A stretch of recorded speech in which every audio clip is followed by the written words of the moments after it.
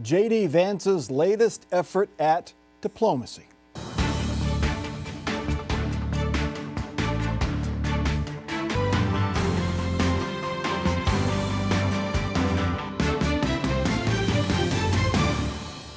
Welcome to Columbus on the Record. I'm Mike Thompson. President Trump and Vice President J.D. Vance met with Ukrainian President Volodymyr Zelensky at the White House today.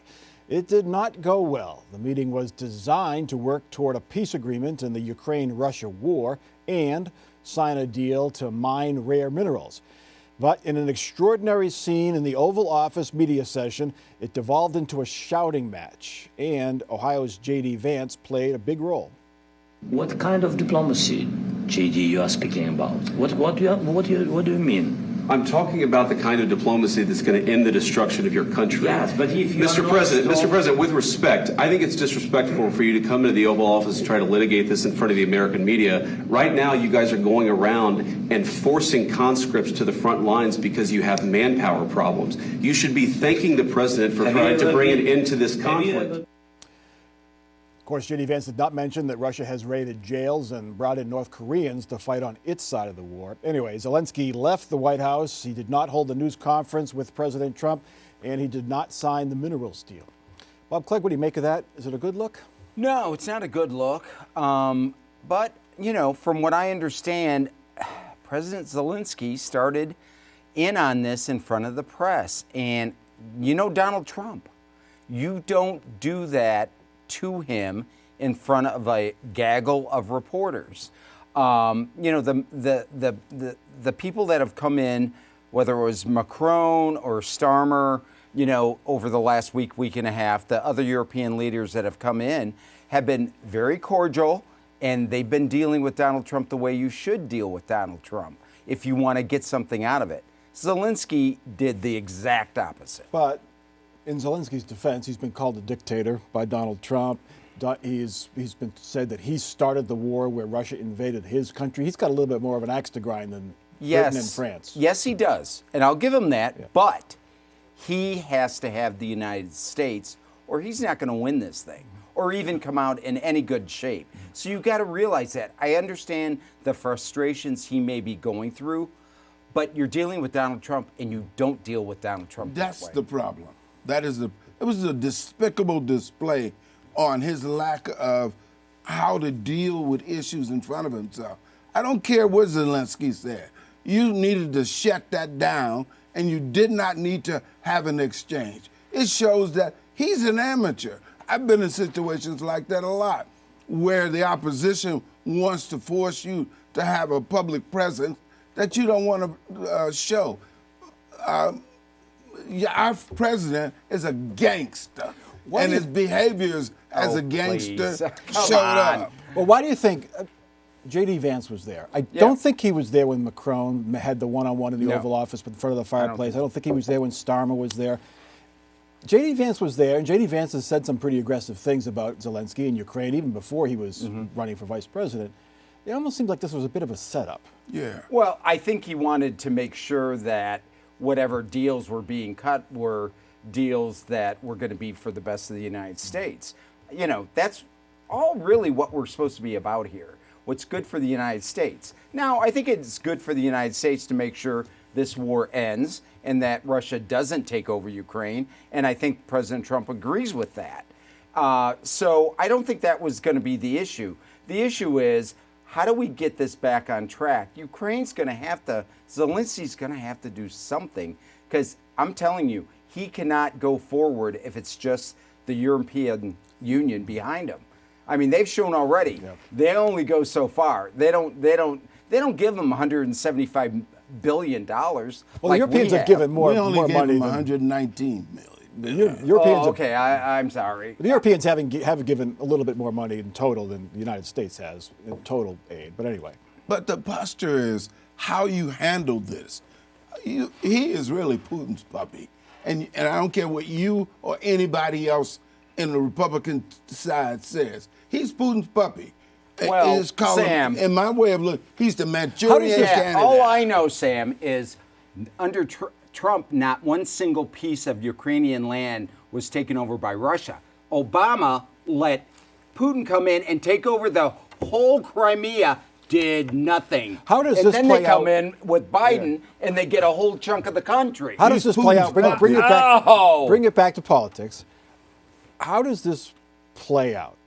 We've had a month, 2 months, month and a half of just rapid fire news, budget cutting, layoffs, shutting down of agencies. Now this, Bob, the far right Trump supporters are going to love this. The far left people who hate Trump are going to hate this. Where do the folks in the middle, how do they view what happened today? Because whoever was at fault, it was not a good scene. Okay, well, I'll say two things about that.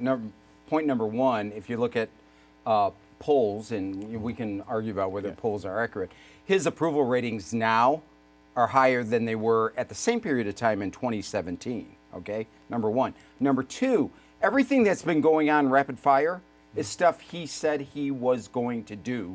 And more people voted for that than they voted for whatever Kamala Harris was talking about. It wasn't that much, though.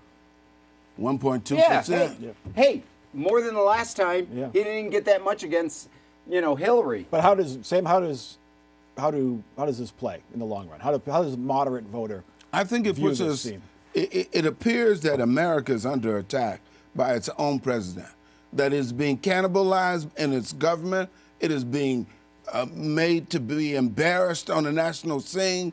That he is attacking our allies. Nothing is in the old way of saying as normal. He is doing this for a purpose. Now, the purpose, I sit around with my friends sometimes and have a couple of whiskeys to try and figure this out. What is the advantage of becoming a starlight of Russia? What is that advantage for us? He wants to be there, and I don't care what y'all say. He is. He's taking us towards that, and we need to start getting angry, not cautious intellectual. He's taking us in a direction that half of this country does not want to go to. Well, that half should have come out and voted more for your candidate, and they didn't. All right. Because she was a lousy candidate. Then let's just forget Lousy the election. candidate. Let's just get it on. Let's get it on. let's Come get it on, on. bring it. Let's get on to Ohio politics. All right. Vivek Ramaswamy officially launched his run for governor this week with several rallies around the state. The wealthy entrepreneur who burst onto the scene in 2023 with his run for president now wants to succeed Mike DeWine. In his announcement, Ramaswamy promised to govern Ohio as a new generation conservative, bring a hatchet to regulatory red tape, and not just cut taxes, but eliminate taxes. We need to bring down the income tax, eventually down to zero, because you deserve to keep what you earn. It is your money, not the government's. We need to bring down property taxes in this state immediately, eventually down to zero. If you own land, it should not feel like it's a lease from the government, and yet so many Ohioans are paying as much in property taxes as they are on principal repayments on their mortgage. That is wrong, it is un-American, and it will end one way or another on my watch as your next governor. Ramaswamy did not mention how he would make up for the money that all those taxes make, about 40% of the state budget. Soon after that speech, Ramaswamy got what other candidates have had to wait and work hard for. He got the immediate endorsement of President Trump, which as of right now is a huge advantage over his other major Republican opponent, Attorney General Dave Yost. Bob Clegg, race is over. Ramaswamy wins, right? You got the Trump endorsement. Well, he's got a big step up, I'll tell you that. What I found interesting is I wasn't surprised by the Trump endorsement. I figured that was going to happen. I was surprised about the timing. This is so early. I thought it would be either towards the end of this year or even potentially January of next year. I just thought it was going to be a lot closer to the actual election, primary election. If you remember back in 2022, he endorsed J.D. Vance, I think it was less than a month before the primary election. It was really, really late. Marino was a little bit earlier, but not much. But I mean, I think it has not, I thought the timing had more to do with what has just happened here in Ohio with the selection of our new lieutenant governor. I think that was more of a factor in the timing than Dave Yost being the opponent. Sam, he brings a lot of energy, Vivek Ramaswamy does. A little bit of, no teleprompter that we could see there in that speech. He reminded me, his oratory style, a little bit of Barack Obama. Very different politics, very different message, but sort of a same kind of oratory style. The thing that I find interesting, in the Republican Party in Ohio, there has always wait your turn, and this is not a wait your turn. It was by all structural reasons, it should have been Yost's opportunity because we moved the other person to the Senate. So it should have been Yost's opportunity. I don't think that's going to float very well in Ohio. They don't like being pushed around like that, and it was my turn, so we'll see. I think his name is not going to float very well in Ohio either, whether it's as a result of bigotry or whatever. I don't think it's going to float that well. Ohioans did vote for Barack Obama twice. Yeah, but that's a different Palestine versus Palestine, all that stuff. All right. Well, let's get to what Dave Yost said. He reissued a statement right after Ramaswamy launched his campaign. He says, "I welcome Mr. Ramaswamy to the race for however long he sticks around. We'll see if he actually stays in." Mr. Ramaswamy quit on President Trump and Doge on day one.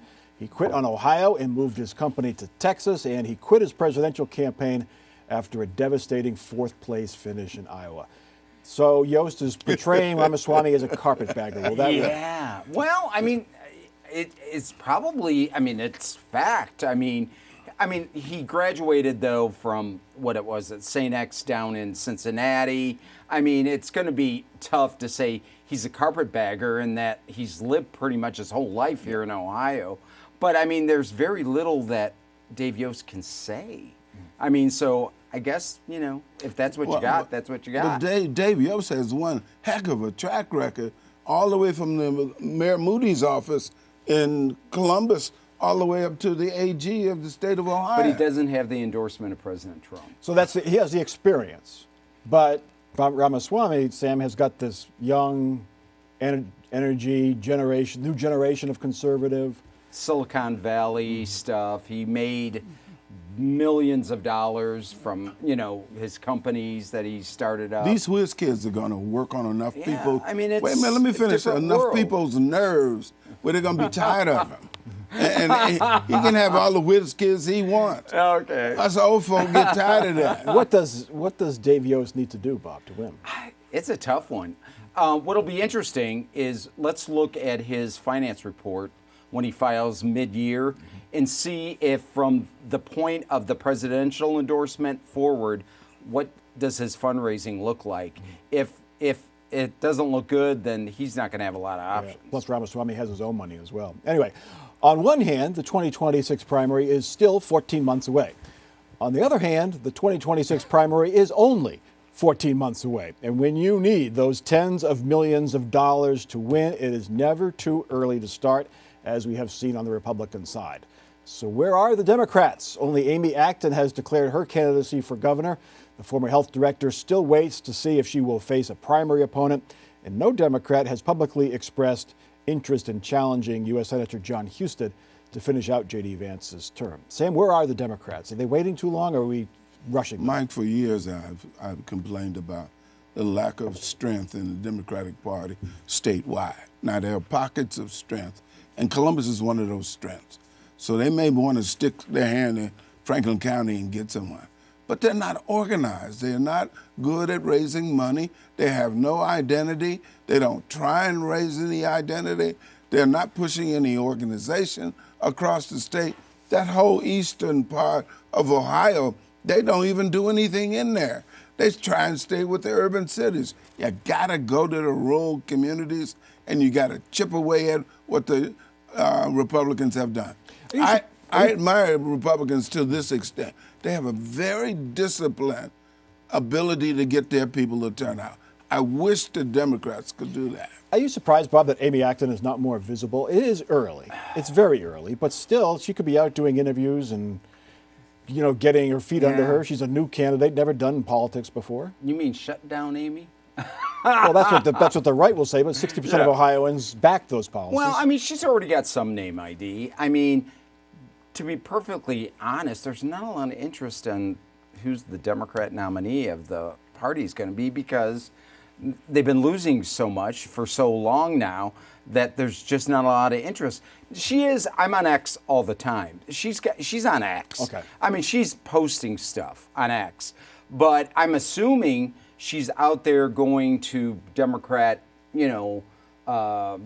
Jefferson, whatever those dinners are, and she's doing Democrat Doing the low-key stuff, yeah. Yeah, but I don't, she doesn't have any ability to get, interviews with all the TV stations yet. Do you, Sam, do you expect another Democrat to enter the governor's race? Do you think Sherrod Brown's going to run in the Senate race?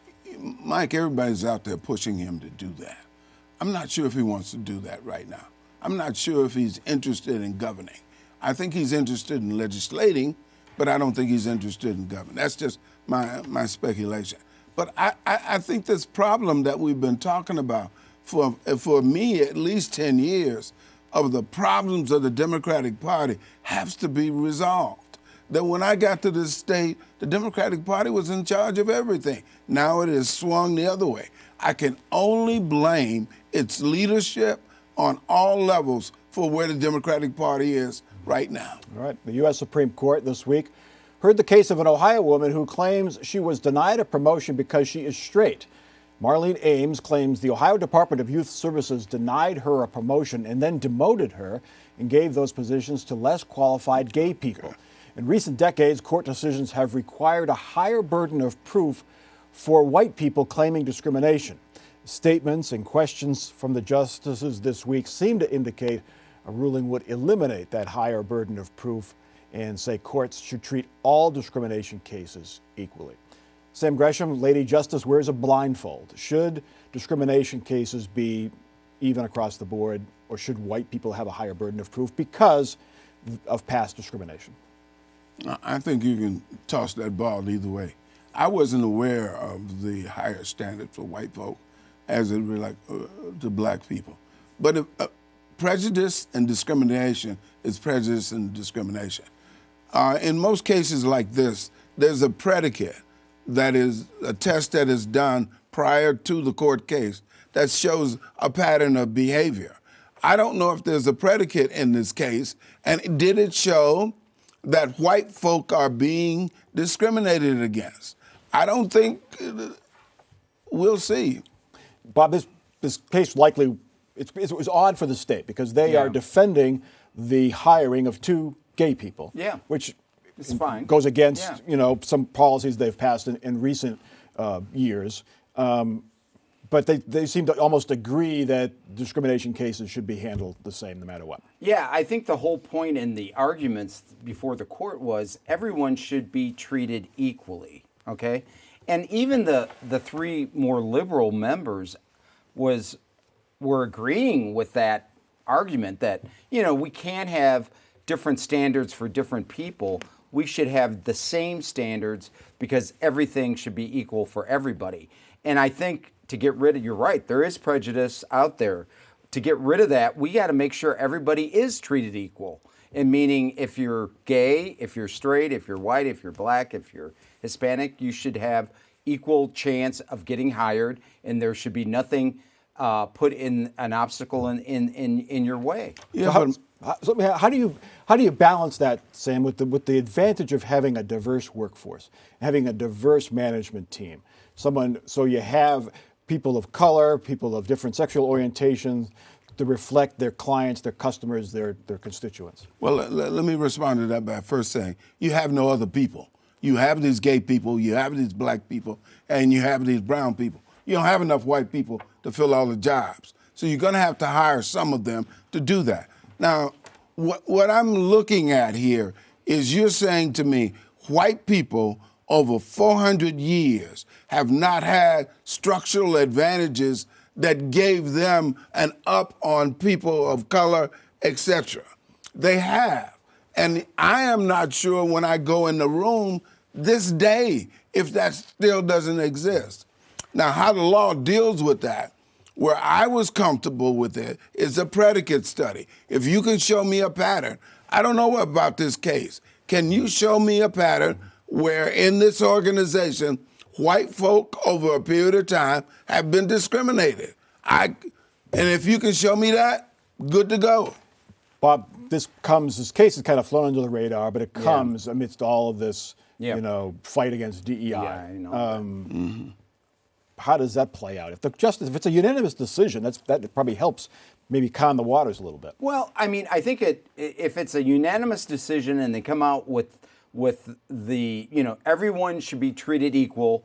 There should not be any higher standards, lower standards. Everything should be equal. I think that plays into the whole, why do we need diversity, equity, and inclusion if everyone's going to be treated equal? Bob, that's a lie, and it will never happen.